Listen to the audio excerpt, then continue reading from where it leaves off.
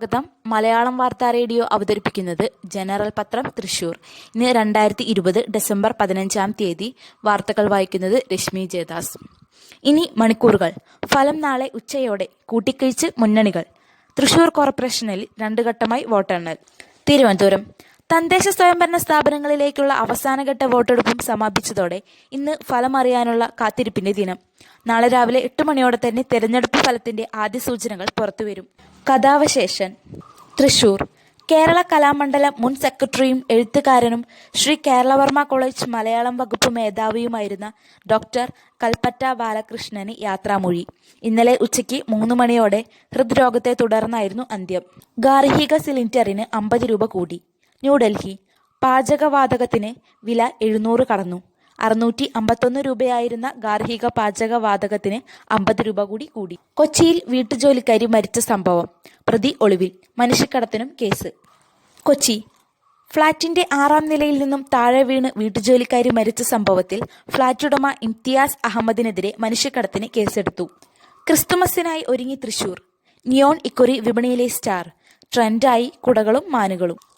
തൃശൂർ മാറ്റുകുറയാതെ അരങ്ങുമാറാതെ വീടുകളിലും പള്ളികളിലും മറ്റും വിവിധ തോരണങ്ങളും നക്ഷത്രങ്ങളും പ്ലാറ്റ്ഫോമുകളുമായി ആഘോഷിക്കാൻ ഒരുങ്ങുകയാണ് ജനം. അതെ, ക്രിസ്മസിനെ വരവേൽക്കാൻ നാടൊരുങ്ങി. കോവിഡ് ടെസ്റ്റ് ലാബുകളിലെ പിശകിന് കണ്ണടച്ച് ഭരണകൂടം. നടപടി കടലാസിലൊതുങ്ങുന്നു. തൃശൂർ കോവിഡ് പോസിറ്റീവ് രോഗികളെക്കുറിച്ചുള്ള മേൽവിലാസമടക്കം ശരിയായ വിവരങ്ങൾ നൽകാത്ത സ്വകാര്യ മെഡിക്കൽ ലബോറട്ടറികളുടെ ലൈസൻസ് റദ്ദാക്കുമെന്ന കളക്ടർ എസ് ഷാനവാസിന്റെ പ്രഖ്യാപനം വെറുവാക്കാകുന്നു. കാർഷിക നിയമങ്ങൾ റദ്ദാക്കാൻ ഇനി എത്ര കർഷകരുടെ ജീവൻ പൊലിയണം? ന്യൂഡൽഹി രാജ്യതലസ്ഥാനത്തെ കർഷക സമരത്തിൽ കേന്ദ്ര സർക്കാരിനെ വിമർശിച്ച് കോൺഗ്രസ് നേതാവ് രാഹുൽ ഗാന്ധി. വിവാദമായ കർഷക നിയമങ്ങൾ റദ്ദാക്കാൻ സമരഭൂമിയിൽ ഇനിയും എത്ര കർഷകരുടെ ജീവൻ പൊലിയേണ്ടി വരുമെന്ന് രാഹുൽ ഗാന്ധി ചോദിച്ചു.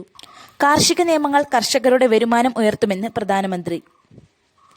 ന്യൂഡൽഹി പുതിയ കാർഷിക നിയമങ്ങൾ കൃഷിയും അനുബന്ധ മേഖലകളും തമ്മിലുള്ള തടസ്സങ്ങൾ കുറയ്ക്കുന്നതിനും സാങ്കേതിക മുന്നേറ്റങ്ങളിൽ നിന്നും നിക്ഷേപങ്ങളിൽ നിന്നും നേട്ടമുണ്ടാക്കുന്ന കർഷകർക്ക് പുതിയ വിപണികൾ സൃഷ്ടിക്കുന്നതിനും സഹായിക്കുമെന്ന് പ്രധാനമന്ത്രി നരേന്ദ്രമോദി.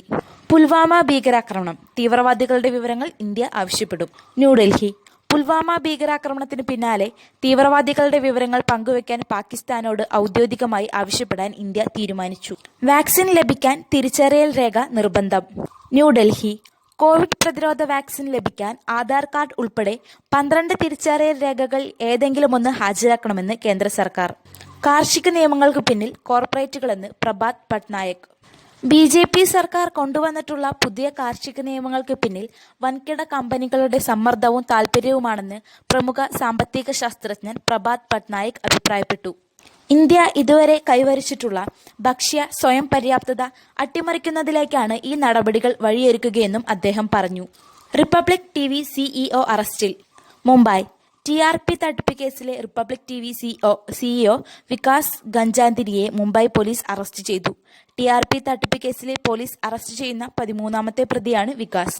കോവിഡ് പശ്ചാത്തലത്തിൽ സ്കൂൾ സിലബസ് ലഘൂകരിക്കണം. തിരുവനന്തപുരം കോവിഡിന്റെ പശ്ചാത്തലത്തിൽ അധ്യയനത്തിലുണ്ടായിട്ടുള്ള പ്രായോഗിക ബുദ്ധിമുട്ടുകൾ കണക്കിലെടുത്ത് CBSE ICSE സിലബസുകൾ ലഘൂകരിച്ചതുപോലെ സംസ്ഥാന സിലബസും ലഘൂകരിക്കണമെന്നാവശ്യപ്പെട്ട് പ്രതിപക്ഷ നേതാവ് രമേശ് ചെന്നിത്തല മുഖ്യമന്ത്രി പിണറായി വിജയന് കത്ത് നൽകി. തദ്ദേശ സ്ഥാപനങ്ങളിലെ സംവരണം ഹൈക്കോടതി സിംഗിൾ ബെഞ്ച് വിധി റദ്ദാക്കി.